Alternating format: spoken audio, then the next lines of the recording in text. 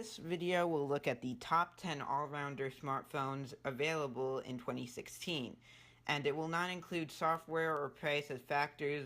Software is subjective. Even without price being used as a factor, the OnePlus 3T manages to secure a spot as the 10th best phone of 2016. And actually, this is just because of the bad camera in it. The camera is the main part that takes it down to the 10th place. But other than that, it's a pretty good phone, like flagship type.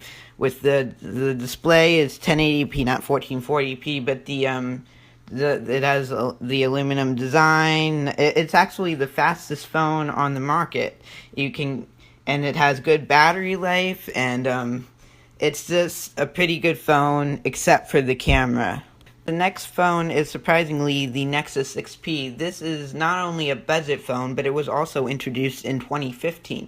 However, it was a very forward-thinking phone. It uses an aluminum body, which makes it look like most of the other phones in 2016, so it can feel premium and be durable. The phone also has a pretty good 1440p OLED display and good cameras, in fact dual cameras, and the speed is very good considering that the software and hardware is made by Google. The battery life, it has some features like dual speakers that are just being added in 2016. So this is a pretty good phone even in 2016. The LG V20 is also a pretty good phone. It's also a 5.7-inch 1440p. However, this is IPS instead of OLED that was in the Nexus 6P. It has an aluminum body, and the camera is pretty good as it is an LG phone. It uses a 16 megapixel camera and is also a dual camera.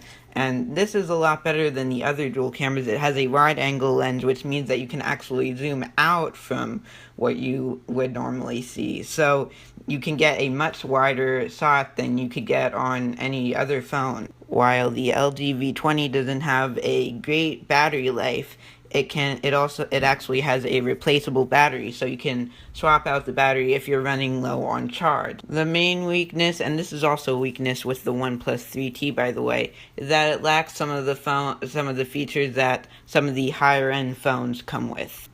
In 7th place, I have the Pixel XL, and this phone has more of a pro and con thing than some good things and one really bad thing like the other ones. So the bad is that the design, it has large bezels and is easy to break. The video recording on it isn't as good as some other phones, and it doesn't come with some of the features that other phones at its price point come with. However, the good is that the 1440p AMOLED display, one of the best, and it takes better pictures than any other phone, and the battery life is pretty good. This phone was originally rated the same as the LG V20, however, the V20 got knocked down a spot for costing more. And same with the Huawei P9. I also rated that the same, but it costs a lot less than the Google Pixel, so it is a spot above in 6th place. A lot of things about the Huawei P9 are kind of average, such as the aluminum design, the camera, the battery life, and the features. It doesn't have all of the ones that the higher end phones have. It does have Force Touch, but it doesn't have all of the higher end phone features, but it has more than most phones at least. The display is a 1080p IPS, which lags behind others in quality, but the processor is very fast and is one of the fastest phones out there. In 5th place, I have the Samsung Galaxy S7 Edge. And the S7 and S7 Active aren't going to be on here because they are similar to the S7 Edge. So a lot of people will probably be wondering why it's in 5th place and not in 1st or 2nd place like most people have it. Well, it does have. This is where you get into the more flagship type devices, but it isn't necessarily the best one. It is widely regarded as the most aesthetic phone around, but it isn't very durable. It is easily breakable, but the display is probably one of the best ones, actually probably the best one on any smartphone. So if you care about that, then get the S7 Edge. The camera is definitely above average. It is the best low-light camera, and some may even consider it to be the best camera on any smartphone. The speed, it is, well, if you're in a place that's not the US, then it might be fast, but unfortunately in the US, and I'm looking at the Snapdragon version when rating it, so maybe that's why it's in a lower spot than you expected, but in the US it's not that fast, unfortunately. The battery life is pretty good, and it has a very big feature set. In fourth place, I have the Moto G Force, and again, not going to have the Moto G or Moto G Play because they are too similar to the Moto G Force. So this has a shatterproof display, once again 1440p AMOLED. It has a pretty good camera, maybe not the best camera, but this is a 21 megapixel camera with dual LED, maybe not as good as the one in the Samsung. It is very fast with a Qualcomm Snapdragon 820. The same thing that, again, the Samsung. The battery life is good, and the feature set, well, it may not be complete as the Samsung S7 is, but at least it has a better speaker than the S7. So the main reason why it is a place above the S7 is that shatterproof display, which goes a long way when we're talking about an all-rounder. Yeah, if a phone has a pretty big weakness in any given place, that is going to knock it down pretty far. In third place, I have the Xiaomi Mi Mix, which is maybe the most innovative smartphone of 2016, maybe the only innovative smartphone of 2016. And the Xiaomi Mi 5S, unfortunately, I wasn't actually able to find much information on that, so I wasn't really able to put it on the list, but the Xiaomi Mi Mix, this has a 84% of the front of the phone is taken up by the display, and that is because it is practically bezel-less, just with one at the bottom. And this is smaller than it might look, because the reason why it looks that big is because there are no other bezels.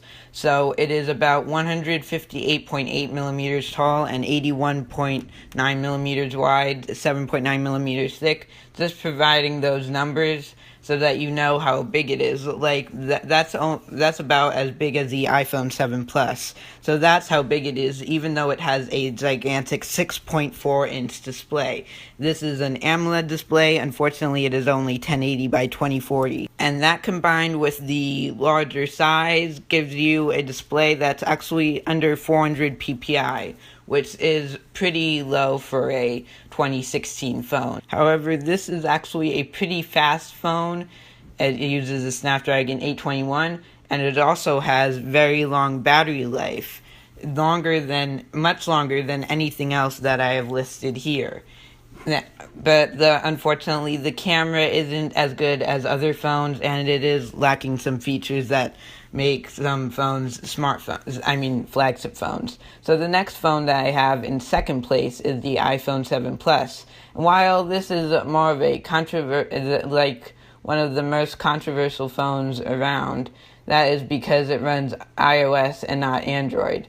The size, this, unlike the Xiaomi Mi Mix, it has very big bezels, and the display isn't very good. 1080 by 1920 IPS, and it's 5.5 inches, but at least that is 401 ppi. It's still a low ppi, but not as low as the Mi Mix is. The design is at least durable, but once we get into the camera, this is where things start to turn around. It has a very good camera, possibly the best camera all around of any phone in 2016. It has a very fast processor, the Apple A10 Fusion, and the battery life, while it doesn't last as long as the Xiaomi Mi Mix, it lasts, well, like 75% as long, which is longer than, this is the second longest of any phone in this list so far, and it does have plenty of features to go with it, including 3D touch. and unfortunately it lacks the headphone jack, which is a deal breaker for many people. It has dual speakers, waterproof, water resistance. The last phone I have here, the best phone of 2016, the best all-rounder I have, is the Huawei Mate 9.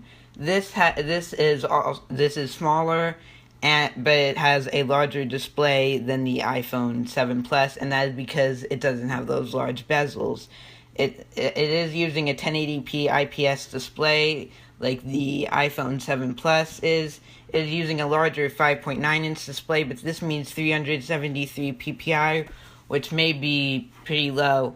The camera, however, is pretty good. A 12-megapixel camera. It may be not as good as some of the other phones out there, but it is definitely the fastest phone out there, the longest battery life, of even longer than the Mi Mix, and it has things like Force Touch and, all the things that the P9 had. So that is a pretty good phone, and those are the best phones, the best all-rounders of 2016. However, there is no one best phone of 2016. That is all opinion. These are just the best phones all around.